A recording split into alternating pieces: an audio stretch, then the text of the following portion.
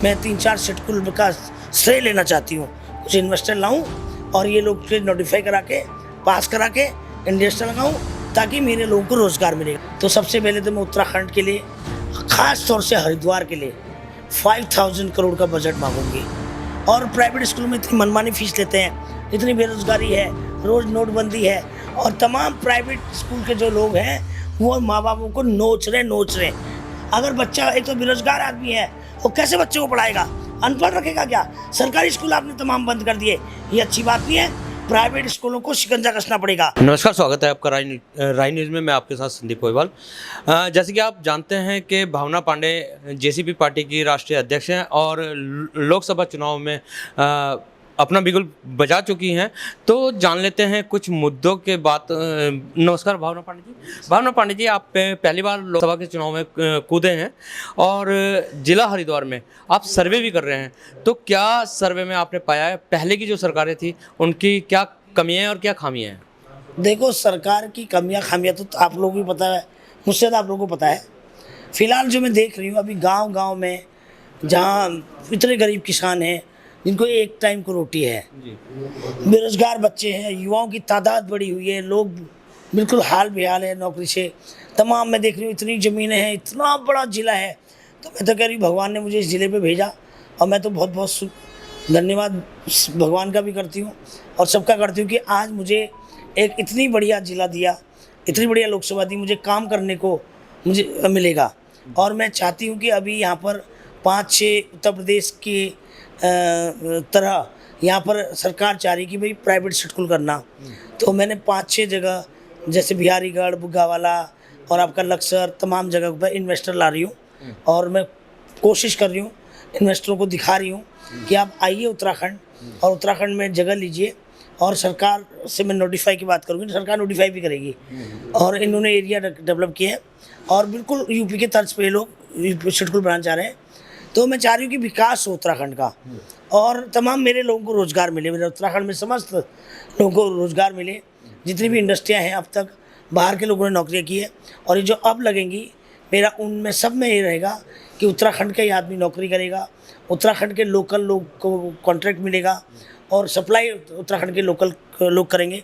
तो यही मेरी प्रयास है। और आजकल मैं सुबह से लेकर शाम तक तमाम पूरा जिला विजिट कर रही हूँ, पूरा लोकसभा विजिट कर रही हूँ। आप देखिए, अभी मैं सुबह रायसी थी, उसका लक्सर थी, प्रहलादपुर थी, उसके बाद बीच में ढंढेरा से पीछे एक गांव और है वहाँ थी। अब अभी जा रही हूँ मैं बिहारीगढ़ से पहले बंजारा वाला जो हमारे यूपी उत्तराखंड लगता है, फिर बुग्गा वाला जाना है।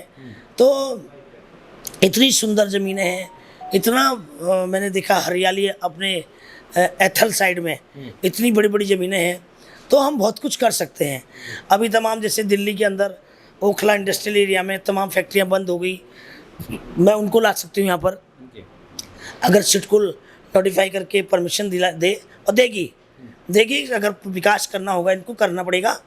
और उसके बाद तमाम राजेंद्र नगर की फैक्ट्रियाँ हमारी बंद हो गई हैं दिल्ली में, तो सब इंडस्ट्रियों को मैं यहाँ प्रयास करूँगी उत्तराखंड में आए। और लोग आना भी चाहते हैं, बिजनेसमैन उत्तराखंड में आना चाहता है क्योंकि यहाँ 4 धाम यात्रा करने के लिए आता है, बच्चों को हरिद्वार आते हैं सब लोग और बहुत खुशी से वो सारे इंडस्ट्रीज जैसे मेरी बात हो रही तो बड़े खुश हो रहे हैं कि आप शेड्यूल डेवलप करिए, हम लोग आएंगे जी। भावना जी, ये तो बहुत अच्छी बात है, लेकिन अगर जो बात करी जाए 2014 से लेके अब ये 2023 चल रहा है, भाजपा सरकार है, लेकिन आज तक भी कोई भी इस तरीके की पहल सरकार ने नहीं करी है। तो क्या सरकार आपकी बात मानेगी? आप छोड़ो ना, भाजपा कांग्रेस छोड़ो, भाजपा कांग्रेस, मेरे को भाजपा कांग्रेस की बात नहीं करनी। मेरा युवा, मेरा उत्तराखंड का वो मैं और मेरे उत्तराखंड के लोग, बस मेरे उनकी बात करो। छोड़ो भाजपा से सबका नाम मत लो मेरे आगे।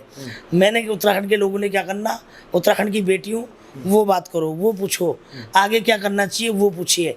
ये भाजपा कांग्रेस का तो ना मैं बोलना चाहती हूँ, ना पूछो ही मत आप, वो तो जनता बेहाल है, वो सबको पता है।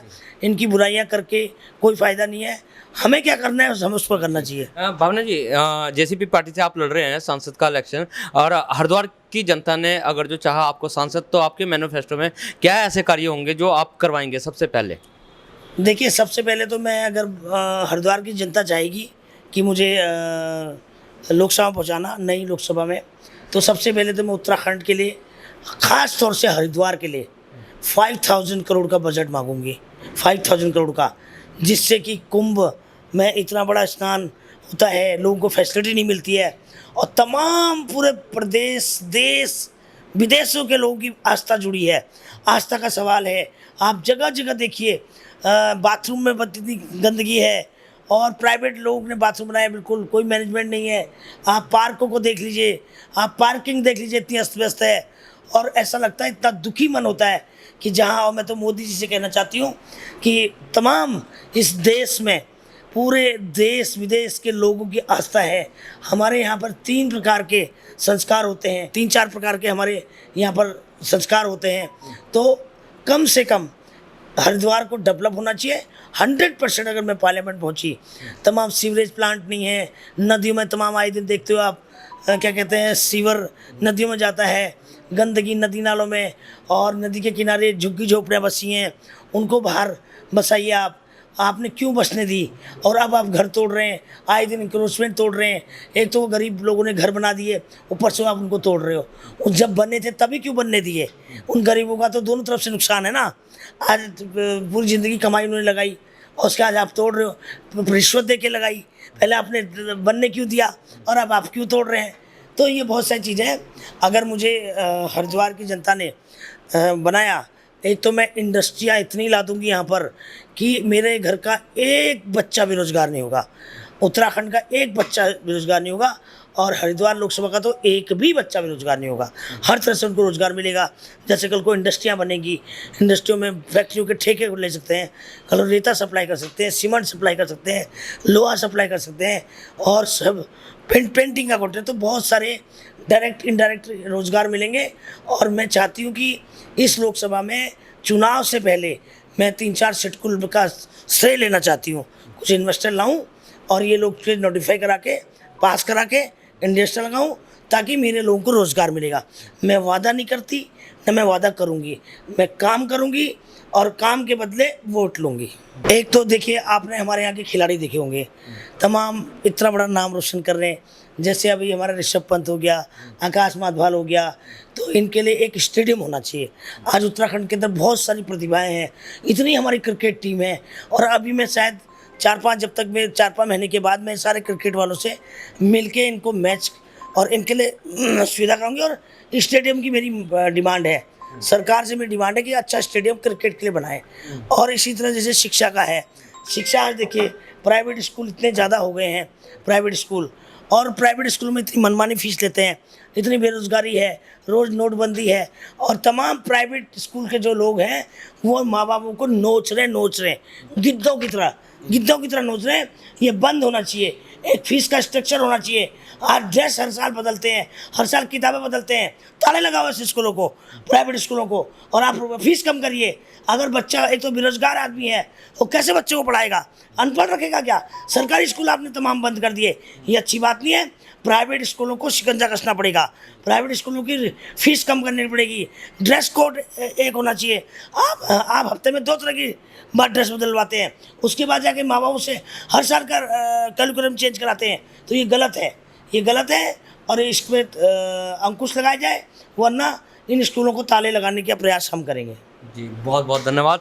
तो सुना आपने, ये थी हमारे साथ भावना पांडे जी, जिन्होंने साफ तौर पे सरकार को कह दिया कि जो सरकारी स्कूल है वो बंद कराए जा रहे हैं, प्राइवेट स्कूल कहीं ना कहीं फीस ज़्यादा ले रहे हैं। तो अगर जो भावना पांडे जी लोकसभा जीतती हैं तो इनका सबसे पहला काम रहेगा सरकारी स्कूलों को दोबारा सुचारू रूप से चालू किया जाए, ताकि गरीब बच्चों को शिक्षा मिल सके। इसके साथ बने रहिए राय न्यूज़ में। मिलते हैं इसी तरीके के खास शख्सों के साथ, जब तक के लिए दीजिए इजाज़त। जय हिंद, जय भारत, जय उत्तराखंड।